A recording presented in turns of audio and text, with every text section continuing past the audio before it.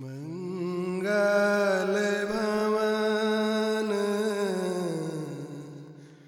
अमंगल हारी।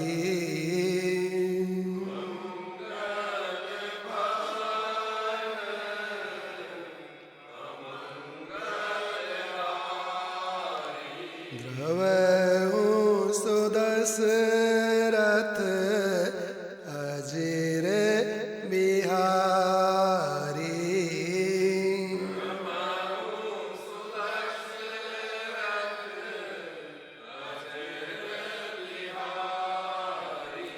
जेहि विधिनाथ होई हित मोरा।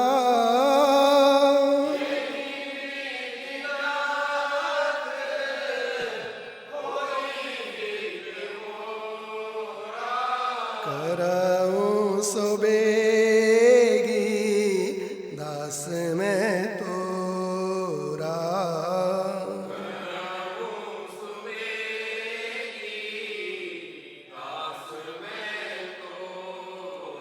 राम सिया राम सिया राम सिया राम सिया राम सिया राम सिया राम सिया राम सिया राम सिया राम सिया राम सिया राम सिया राम सिया राम सिया राम सिया राम सिया राम जय जय राम सिया राम सिया राम जय जय। सिया रामचंद्र भगवान की जय। पवन सुत श्री हनुमान महाराज की जय। सभी साधु संतों की जय। ओम भगवान की वाणमयी मूर्ति श्रीमद योग वासिष्ठ जी, श्री जानकी वल्लभ सरकार आपके प्रियकरजन, श्री राधा माधव सरकार आपके प्रियकरजन, सभी संत जन, विप्रजन, मातृशक्ति, प्रातः स्मरणीय जन, अनंत बलवंत श्री हनुमंत लाल जी, आप सभी के चरणों में बारंबार वंदन। बोल वृंदावन बिहारी लाल की जय। राधे रानी सरकार की जय। सभी साधु संतों की जय।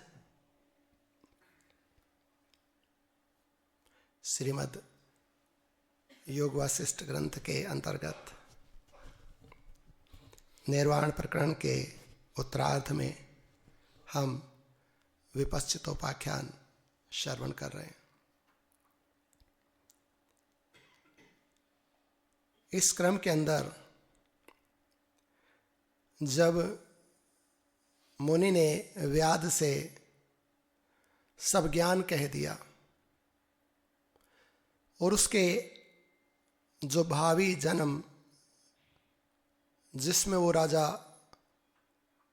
विदुरथ बनने वाला है, वो सब भी मुनि ने उनको कह दिया। अगले जन्म के विषय में भी जो संभावना थी, जो हो सकती है और जो परिवर्तित भी हो सकती है, उन दोनों ही संभावनाओं के विषय में मुनि ने व्याध को बता दिया। ऐसा करके मुनि ने कहा कि व्याध, अब जैसा तुम्हारे हृदय में इच्छा हो, जैसा तुम्हारा भाव हो, तुम सोच समझकर वही सब करो। भगवान श्री वशिष्ठ जी महाराज कह रहे हैं, इस प्रकार अकारण ही स्वरदय बने हुए वे दोनों व्याध और महामुनि शास्त्र चिंतन करते हुए वहाँ तपस्या करने लगे। तदंतर थोड़े ही समय में मुनि को निर्वाण की प्राप्ति हो गई। वे आयु के अवसान में अपने पांच भौतिक शरीर का परित्याग करके परम पद में लीन हो गए। उधर व्याध चिरकाल तक तपस्या करता रहा। पूरा ज्ञान जब मुनि ने व्याध को कह दिया, इस ज्ञान के माध्यम से पूर्ण शांति की अनुभूति या प्राप्ति क्यों नहीं हुई, उसमें अभ्यास की कमी ये कारण बता दिया। जो मन में कामनाएं या इच्छाएं अभी शेष हैं, यदि वो बनी रही तो अगला संभावी जो राजा का जन्म और उसके पहले अनेक जन्मों के विषय में मुनि ने बता दिया। सब कुछ कहकर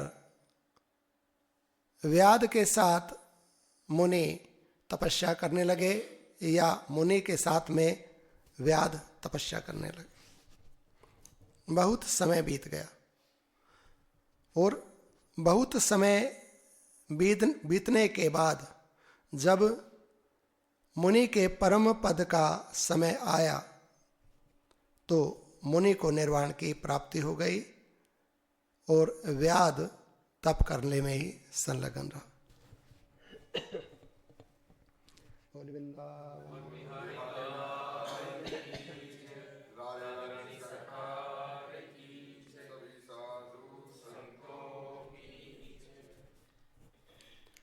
यहाँ पर एक जैसा ज्ञान व्याध और मुनि को था,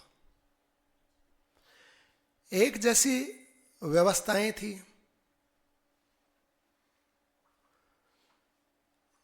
यद्यपि बाहर से देखने में व्याध और मुनि का तप भी एक जैसा लगता था, पर भीतर से मुनि में और व्याध में महान भेद था, बड़ा अंतर था।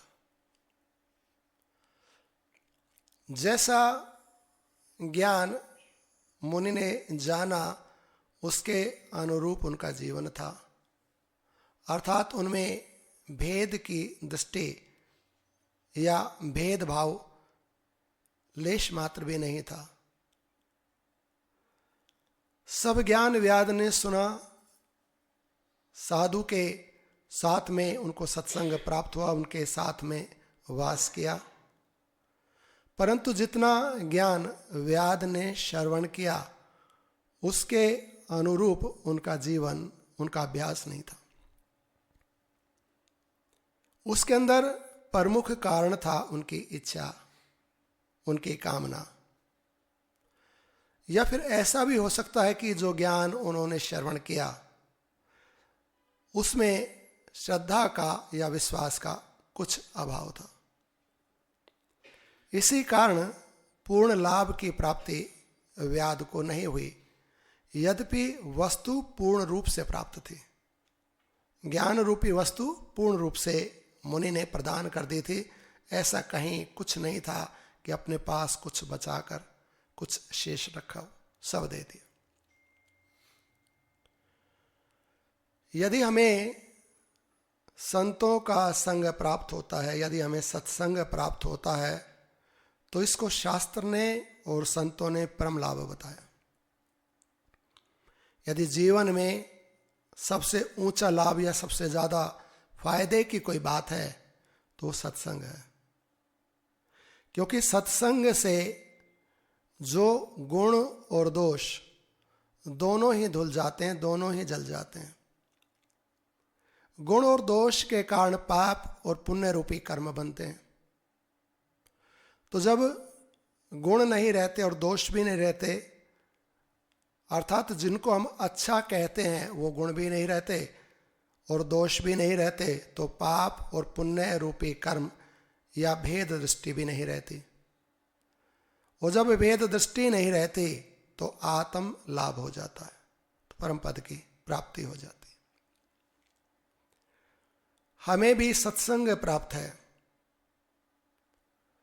हम सबके हृदय में स्वयं परमात्मा विराजमान है। परमात्मा ही सत्य है और उन सत्य का संग हम सबको प्राप्त है, तो सत्संग हम सबको प्राप्त है। परंतु इस सत्संग के प्राप्त होने पर संतों के दर्शन, स्पर्श, संभाषण के प्राप्त होने पर भी जो हमें पूर्ण लाभ की प्राप्ति नहीं होती, उसके अंदर महात्माओं ने कई कारण बताए। कुछ कारण हैं जिनके कारण हमें ये पूर्ण लाभ या शांति प्राप्त नहीं होती। यदि उन पर विचार किया जाए, उन पर कार्य किया जाए, तो हमें पूर्ण लाभ की प्राप्ति हो सकती है। सत्संग का पूर्ण लाभ उठाने के लिए संतों ने कहा है कि सर्वप्रथम चंचलता का अभाव होना चाहिए। महात्माओं ने 4 विभाग किए इसके कि क्या क्या साधक करे, किस कार्य के करने से इसको पूर्णता की या परम लाभ की प्राप्ति हो जाएगी, सत्संग का पूर्ण लाभ इसको प्राप्त हो जाएगा।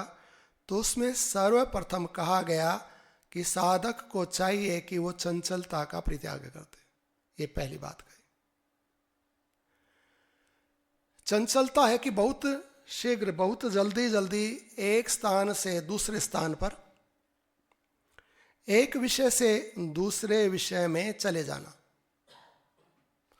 और ये जो चंचलता रूपी गुण है, ये मन का स्वभाव। चंचलता मन के भीतर होती है। ये मन प्रकृति से भी बना है और चेतन से भी बना है, उभय आत्मक है। दोनों शक्तियां हैं मन की।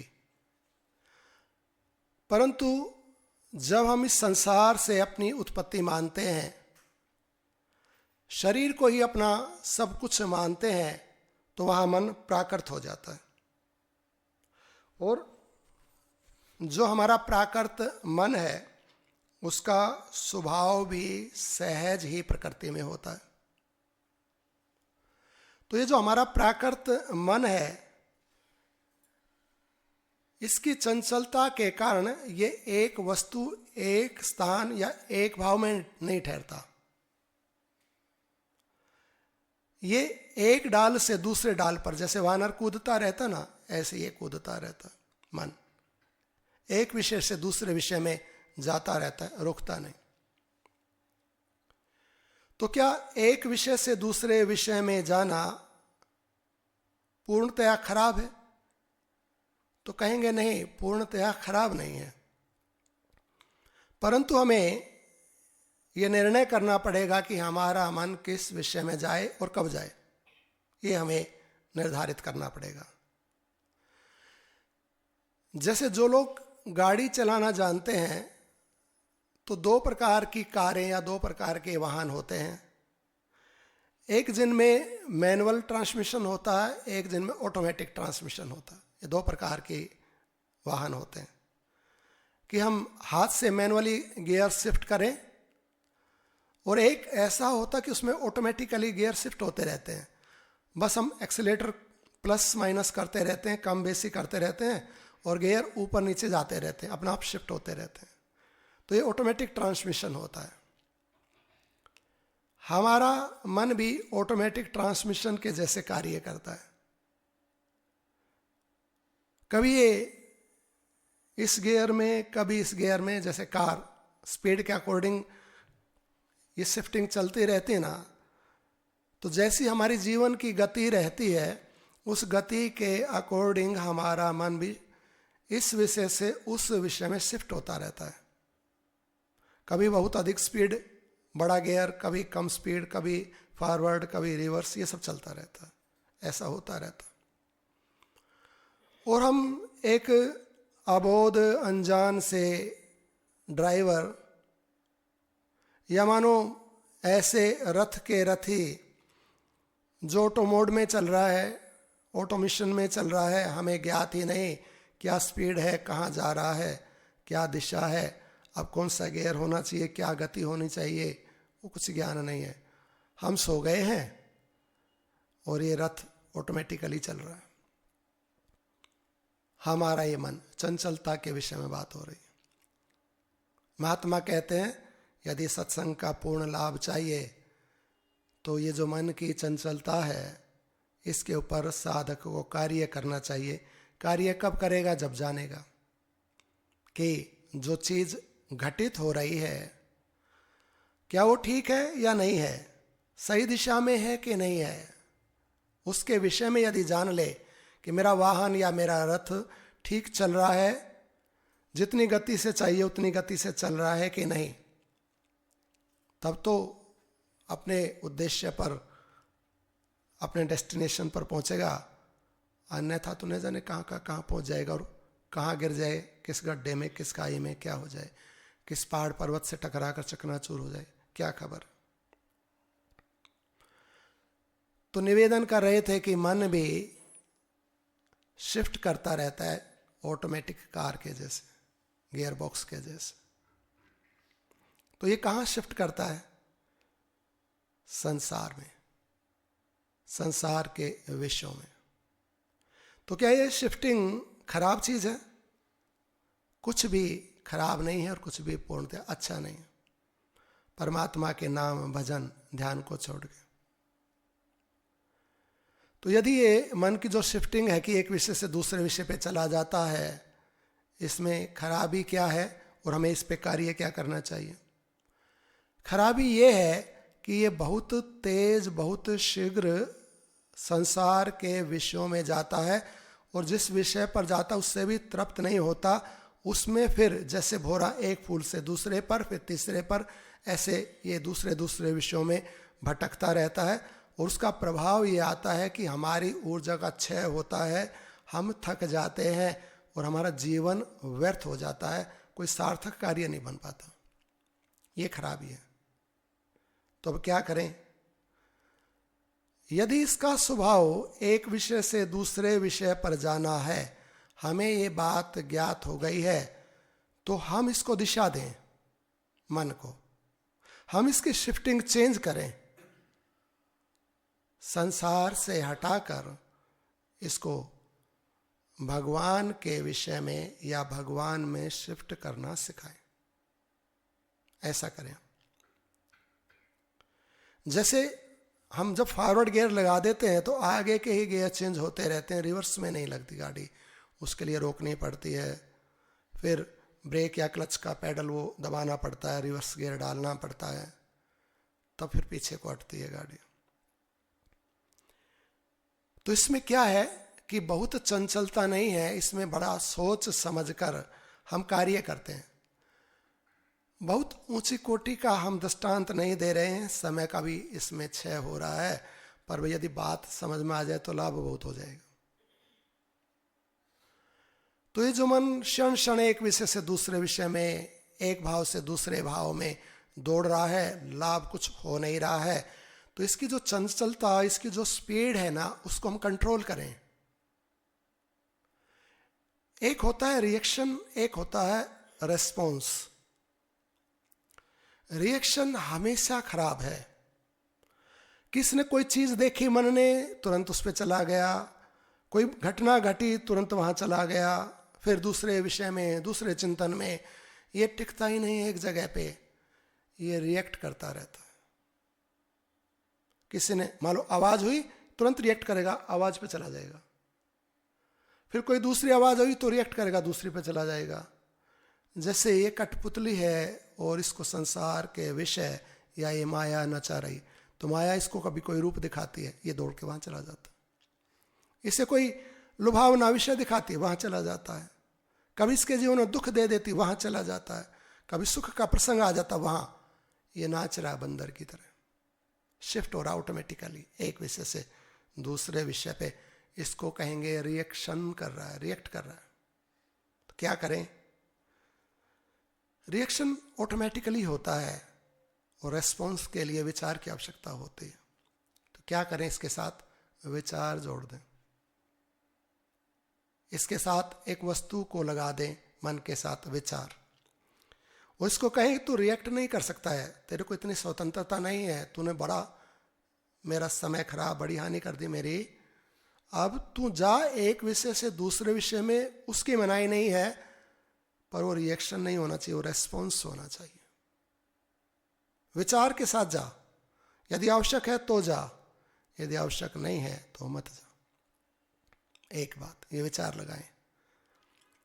कभी हमने सोचा ही नहीं, मन जा रहा है, कभी कुछ सोच रहा है, कभी कुछ, दिन भर चिंतन करता रहता है, आलतू फालतू बातें, और हम बस पड़े हैं और ये सोचे जा रहा है।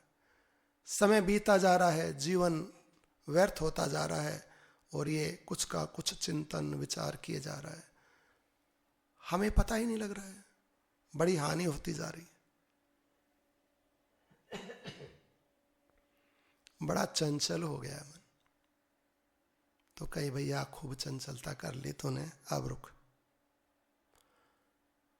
अब जहां मैं कहूं, जहां आवश्यकता है, यदि संसार का व्यवहार करने की आवश्यकता है तो तू संसार में जा, पर मेरे विचार के साथ। एक विचार लगा दो उसके साथ। तो कौन सा विचार होना चाहिए साथ में, कि जब तू संसार में जाए ना, तब भी भगवद रूपी विचार साथ हो, कि ये भी परमात्मा है सब। इस विचार के साथ जा। अब तुझे अपने परिवार को चलाने के लिए कार्य करना है, रोजी रोटी कमानी है, तो तू कमा, और उसमें तू रम, क्योंकि मन जब तक नहीं लगेगा कार्य कैसे होगा। मन ही केंद्र है कर्म के, मन से ही कर्म का संपादन होता है, वो भूमि है जहां ये कर्म रूपी बीज उगता है। तो तू कर कार्य, पर एक विचार के साथ कि ये मैं परमात्मा के लिए कर रहा हूं। जो मेरे घर में है ना, मेरे भाई बंधु, माता पिता, पति बहन पत्नी, जो भी परमात्मा। जो मेरे ऑफिस में है या जो मेरे कार्य क्षेत्र में, ये भी परमात्मा है। और जो मेरा कर्म है ना, ये कर्म नहीं है, ये योग है, भगवान से जुड़ा हुआ है ये भी।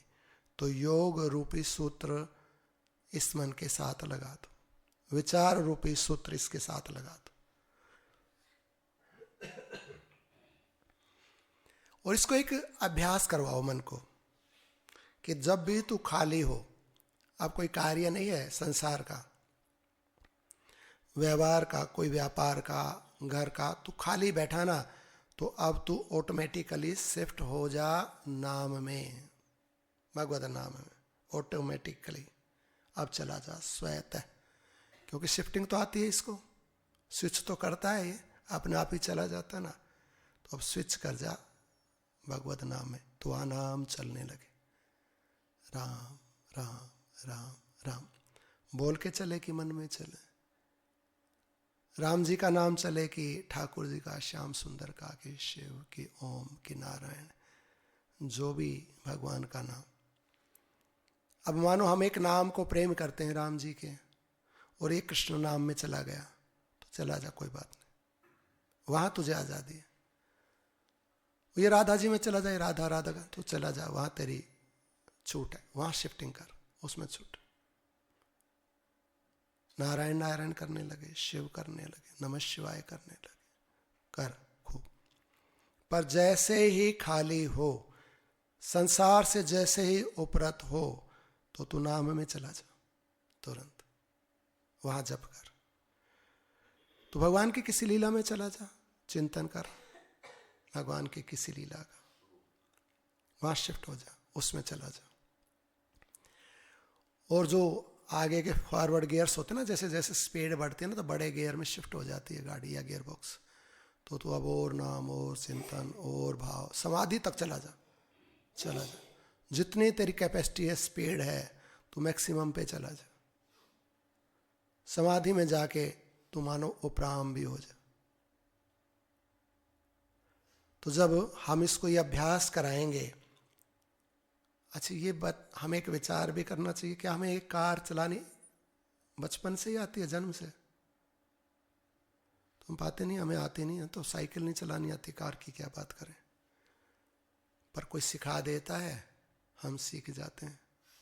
बाइसिकल सीख गए, मोटरसाइकिल सीख गए, कार सीख गए, कि हवाई जहाज सीख गए ना, किसी ने सिखाया।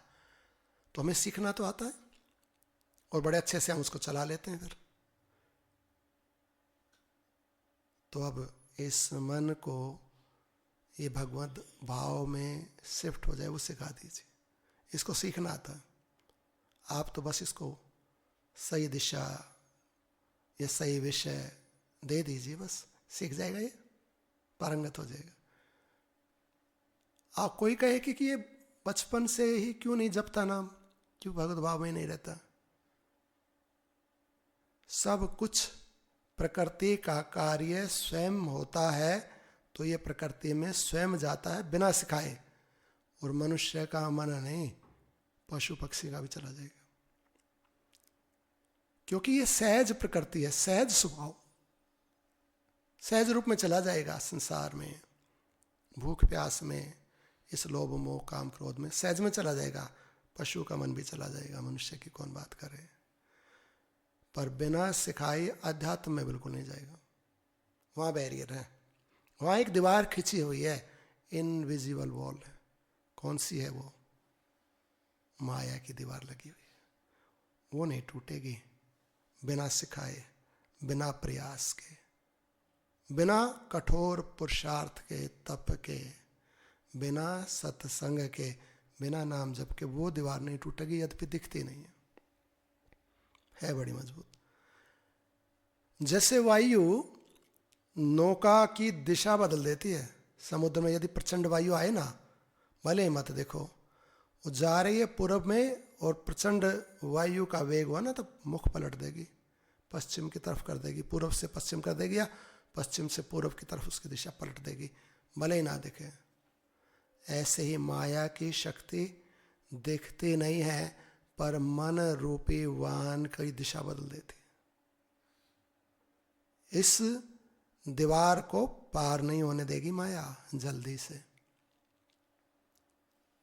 तो क्या कोई इसको पार नहीं कर सकता? तो भगवान ने कहा कर सकते हैं, जो मेरी शरण ले। माया मेताम तरंती ते, वो मेरी माया से तर जाते हैं जो मेरी शरण लेते हैं। तो हम इसको सिखा दें कि भैया अब भगवान की शरण ले, उनके नाम की शरण ले। अब उस विषय में जाना सीख। अब खाली इस देश तक क्यों सीमित रहता है, तू परदेश में भी जाना सीख। इस मृत्यु लोक तक तू क्यों पड़ा है, अब तो तू ब्रह्मलोक तक और ब्रह्मलोक के भी आगे निर्वाण लोक तक जाना सीख। पहुंच वहां, सुविधाएं हैं, तू जा, तू प्रैक्टिस कर। तू जो इतनी चंचलता दिखाता है एक विषय से दूसरे विषय में, एक कार्य से दूसरे कार्य में, वहां दिखा। तुझे दौड़ना, उछलना, दूसरे स्थान में जाना तो आता है, तो तू अपने घर में जा, वहां का अभ्यास कर। सिखाइए बलपूर्वक। जब हम साइकिल या कार सिखाते हैं ना, तो बड़ी गलती होती है, एक्सीडेंट्स होते हैं, टकराती हैं, साइकिलों से गिर के चोटें लग जाती हैं, गाड़ियां टकरा जाती हैं, बड़ा खराब लगता है उस समय। जब हम इस मन को ट्रेंड करेंगे, इसकी चंचलता यहां से रोक के दूसरे स्थान में लगाएंगे इसकी शक्ति को, तो उस समय बड़े उद्वेग आएंगे, बड़ी हानि सी लगेगी, बड़ा दुख, बड़ा क्लेश सा लगेगा, पर एक समय आएगा ट्रेंड हो जाएगा ये। ऐसे अनेक साधकों को हम जानते हैं जो जब तक भगवान का कार्य कर रहे हैं तो भगवान से जुड़ के कर रहे हैं, और जब तक संसार का कार्य कर रहे हैं तब तक भगवान से जुड़ के कर रहे हैं, और जैसे कार्य से उपराम हुए तो उनका नाम चलने लग जाता, अपने आप जुड़ जाएंगे। ट्रेंड कर दिया उन्होंने अपने मन को। अब वो संसार का कार्य भी भगवान से जुड़ के, अब एक विषय से दूसरे विषय में, एक कार्य से दूसरे के कार्य में मन को और शरीर को तो लगाना होता ना, पर उन्होंने ट्रेनिंग दे दी। जैसे हम अपने बच्चे को सिखा देते ना अल्फाबेट्स, फिर वो पढ़ने लगता है, फिर वो किसी विषय का पारंगत हो जाता, कभी इंजीनियर या डॉक्टर बन जाता, या हवाई जहाज उड़ाने लगता है, ऐसे ही जो साधक अपने मन रूपी बालक को ठीक से शिक्षा देकर ट्रेंड कर देते हैं ना, तो उनका ये बेटा बड़ा सुख देता, उनको बड़ा कार्य उनका कर देता। ऐसा कहते हैं कि बिना पुत्र के गति नहीं होती। ये शास्त्र का वचन है, होगी ही नहीं बिना पुत्र के गति। और हमारा पुत्र हमारे मन, हमारा मन हमारे साथ है। मन रूपी पुत्र को तो संभाला नहीं, उसको तो अच्छे विचार, अच्छा ज्ञान दिया नहीं, और गति चाहता है। यदि हम संसार की बात करें, संसार का कोई ऐसा कपूत हो जो कि दुनिया भर के पाप करता हो, तो क्या वो अपने माता पिता की गति कर देगा? वो तो अपने ही नहीं कर सकता, माँ बाप की क्या कर देगा? संसार का पुत्र, संसार का पुत्र न केवल हमारी संतान है, हमारा मन भी संसार रूपी पुत्र है। और जिसने इस पुत्र को प्राप्त कर लिया ना, जिसने इस मन रूपी पुत्र को सुशिक्षा देकर ट्रेंड कर दिया ना, तो खुद तो आनंद में रहेगा, खुद तो कल्याण को प्राप्त करेगा, हम भी प्राप्त हो जाएंगे, हमारी सदगति कर देगा हमारा बेटा। और नहीं तो कितने उल्टे सीधे कार्य करके कितनी चतुराई दिखा लो, और चाहे सैकड़ों संतान पैदा कर लो, यदि बेटों से गति होती तो हमारी हो गई होती अब तक। किसी ना किसी जन्म में तो कोई बेटा मिला ही होगा, एक आधा तो हो सकता, 100, 200, 500 मिल गए हों, अरबों खरबों पुत्रों के हम पिता या माँ बने हों, अभी तक तो नहीं हुई। यदि ये बात ठीक है कि बेटा गति कर देता है, तो हमारी तो नहीं हुई, हम तो अपनी बात जानते। पर यहाँ अर्थ ही आज समझ में आया कि कौन बेटा गति कर देगा और कहाँ है वो पुत्र। तो हमारा मन ही हमारा पुत्र है और वो ही गति कर सकता है। पर वो गति जब होता है, जैसे पुत्र को हम उसका उपनयन संस्कार करते हैं, फिर हम उसको पढ़ाने के लिए गुरुकुल में या विद्यालय में भेजते हैं, फिर हम उसको अच्छे कार्य में लगाते हैं, उस अच्छे संस्कार देते हैं, और वो भगवान से जुड़कर भक्त बनकर अपना कल्याण और माँ बाप का कल्याण करता है, वो बेटा। अब अपने मन रूपी पुत्र को तो कोई संस्कार अच्छा दिया नहीं हमने, इसको अच्छे विषयों में जाना, अच्छे भाव में रहना, परमात्मा से जुड़कर जीवन जीना, ये पवित्र शुद्ध संस्कार तो सिखाए नहीं, इसकी चंचलता पर तालियां बजाते रहे। वाह, क्या उछलता है, क्या गाता है, क्या इस हीरो को देखता है, इसके जैसा है, फलाने हीरो के जैसा है कि फलाने नट के जैसा है, ये उछलता है, ये गाता है, वो करता है, ये कर देता। तालियां बजा रहे हैं, गाल बजा रहे हैं, कितना बजा लो ये गति नहीं होगी।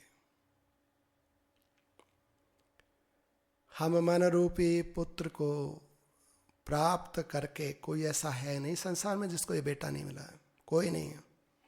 ये तो पशु पक्षियों तक को मिला हुआ है, मनुष्यों की तो बात कौन करे। तो ये बेटा यदि मिल गया, इसको पा लिया ना, तो अपने बेटे को अब हम शुद्ध संस्कार दें। ये बड़ी उछल कूद करता है बालक, चंचल बहुत रहता है, तो इसकी चंचलता पर तालियां ना बजाकर इसको ट्रेंड करें कि बेटा इस चंचलता से बात बनेगी नहीं, लाभ होगा नहीं। अब थोड़ा सा तू सीरियस होना सीख, अपने उद्देश्य को पहचान। तू अब सत्व गुण में, सत्य के बाद निर्गुण भाव में रमण करना, वहाँ ठहरना, शांत होना सीख। और तुझसे नहीं रुका जाता तो भगवान के नाम में जा, भगवान के धाम में जा, भगवान की लीला में जा, भगवान के लिए काम कर बेटा।